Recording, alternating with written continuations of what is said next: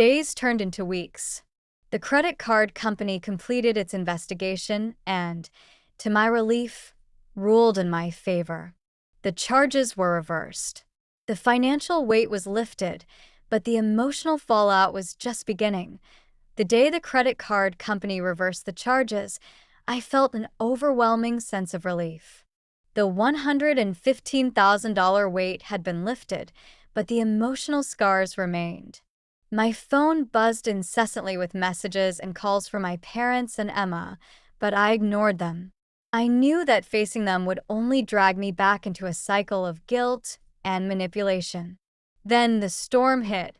Emma posted a tearful video on social media, painting herself as the victim.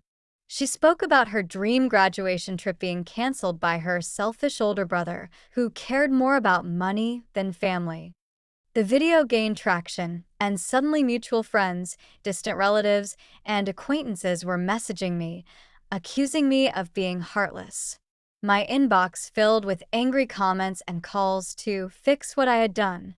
It was surreal to watch people I knew buy into Emma's narrative without asking for my side of the story.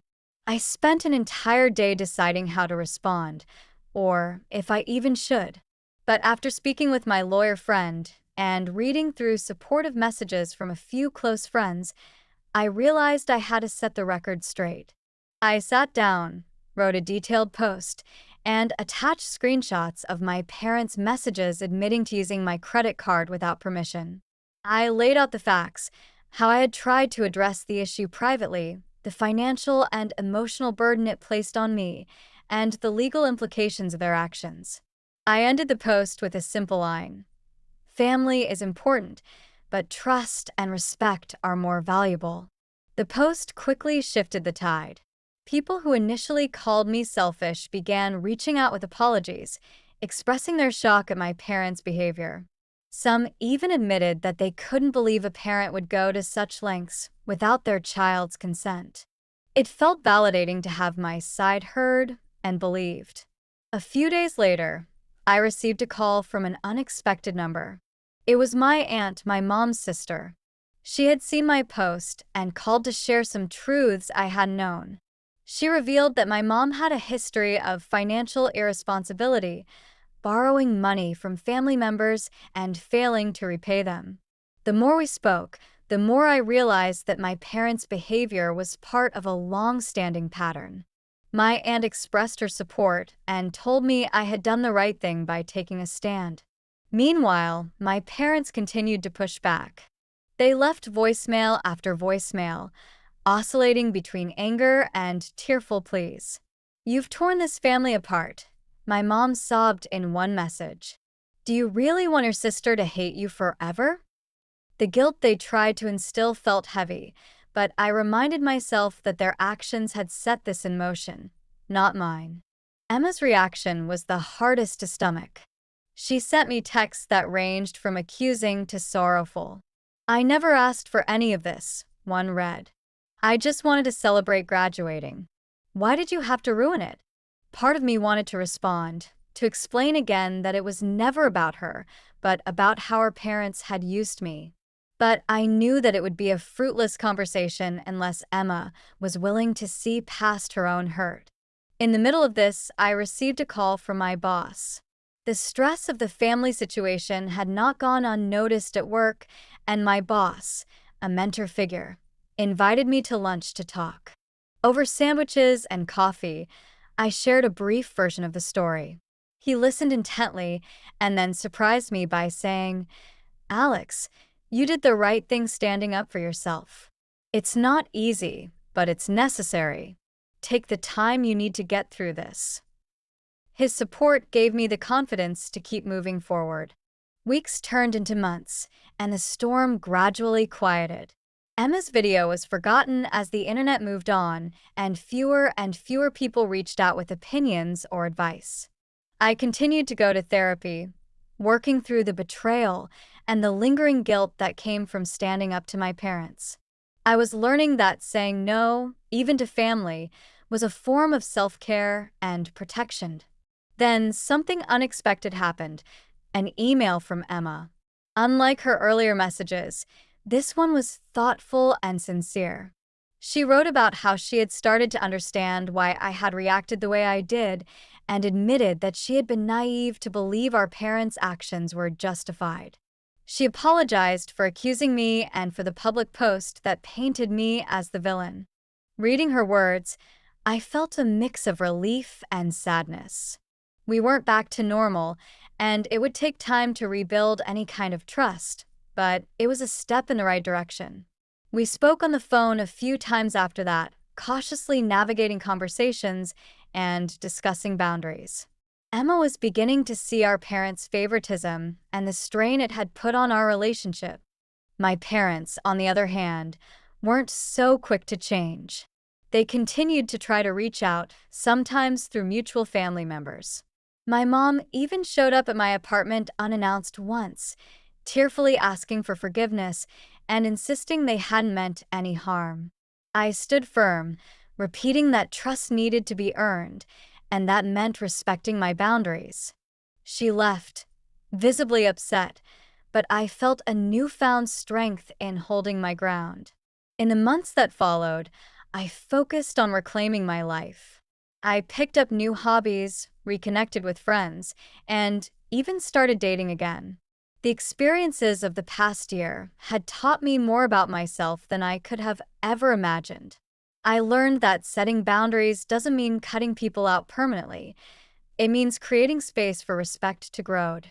Emma and I began rebuilding our relationship slowly, this time on more equal footing. She shared that she had gotten a full-time job and was learning to manage her own finances. It felt like progress, even if it was small.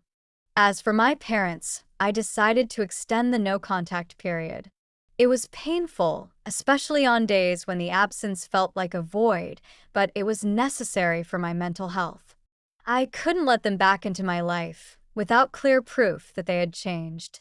And maybe they never would. But I had accepted that some relationships are best kept at a distance. Looking back on that initial shocking call from my mom, I realized just how far I had come.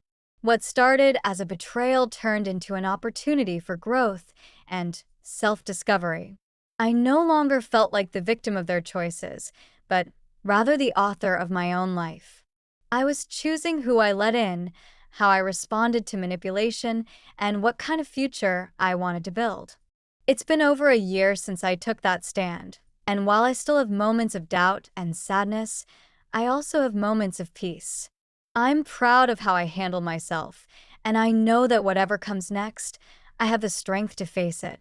To anyone out there dealing with family conflict, remember, it's okay to protect yourself, to say no, and to put your well-being first. Family should be a source of love and respect, not a burden of guilt and obligation. And as I step forward into a future of my own making, I know that the lessons learned, painful as they were, have made me stronger than ever. I never imagined I would be in this situation, writing about the betrayal I experienced at the hands of my own parents. But here I am, recounting how my trust was shattered and what I did to rebuild my life from that moment onward. I'm Alex, 28 years old, and for as long as I can remember, I've been the responsible one in my family. I worked tirelessly throughout school, earned scholarships, and secured a stable job in finance after college. Financial independence came early for me, and I took pride in it. My younger sister, Emma, now 22, has always been the golden child. She was showered with attention and gifts, pampered and coddled by our parents. While I was saving up for necessities and putting in extra hours at part-time jobs, Emma never had to lift a finger or contribute to household chores. Despite this, I genuinely loved her and chose to focus on my own path rather than dwelling on the favoritism. But even I had limits. One vivid memory from when I was 16 stands out. I had been saving every penny to buy myself a gaming console, something I'd wanted for ages. Just when I had enough to make the purchase, my parents casually told me they had already bought one for Emma.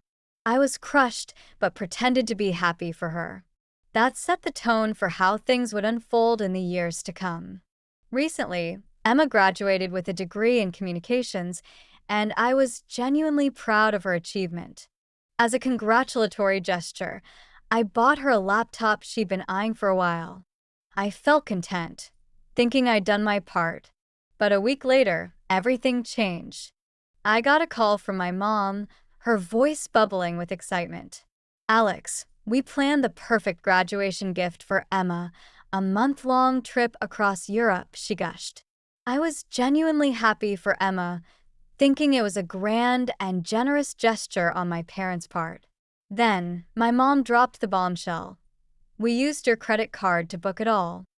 The words didn't sink in immediately. When they did, it felt like the floor had been ripped out from under me. "We'll pay you back," my mom added dismissively.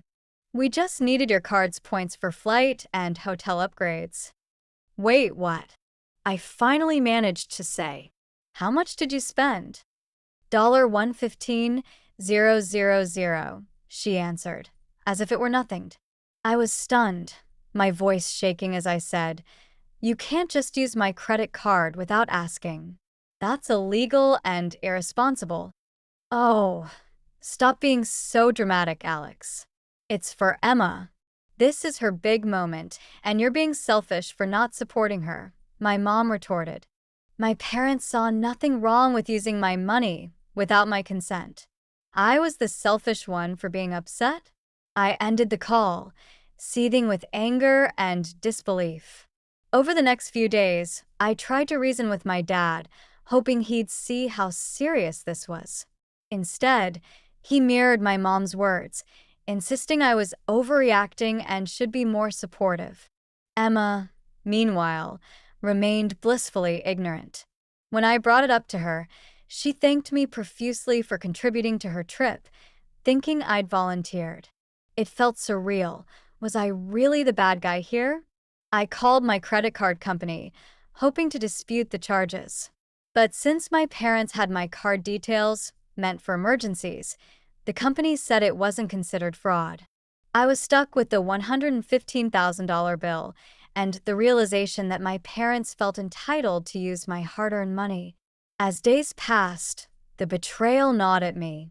Part of me wanted to cancel the trip outright, but I knew it would spark a family rift. The other part of me wanted to pay it off just to avoid the drama, but I feared setting a dangerous precedent. Finally, I decided enough was enough. I reported the charges as unauthorized and started the process of escalating the issue with my credit card company. Next, I sent a message to my parents and Emma, requesting a family Zoom call. I wanted to address this face-to-face, hoping for some semblance of understanding or remorse. The call was tense from the start. I laid out the facts calmly: unauthorized charges, the violation of trust, and the financial burden it placed on me. I asked them to cancel the trip immediately. Their response? Indignation. "We raised you, Alex," my mom said. "The least you could do is help your sister. You're being selfish." "Mom, it's $115,000. I said, incredulous. "This isn't about being selfish. It's about what's right. You can't just use my credit card without asking." Emma's voice cut through the tension, trembling with tears. "I can't believe you'd do this, Alex. You've always been jealous of me. Why can't you just let me have this?" I was speechless. The person I had always tried to protect and support genuinely believed I was trying to ruin her happiness. My dad, who had been mostly silent, finally spoke up. "We thought it was no big deal. We've always had access to your card, and we assumed you'd be okay with it." "No big deal?" I repeated.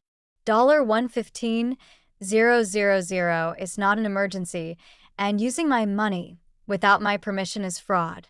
The call ended with my parents upset, Emma crying, and me feeling more determined than ever to stand my ground. They refused to cancel the trip, so I contacted a lawyer friend for advice. He confirmed that what my parents did was illegal, and I had grounds for legal action.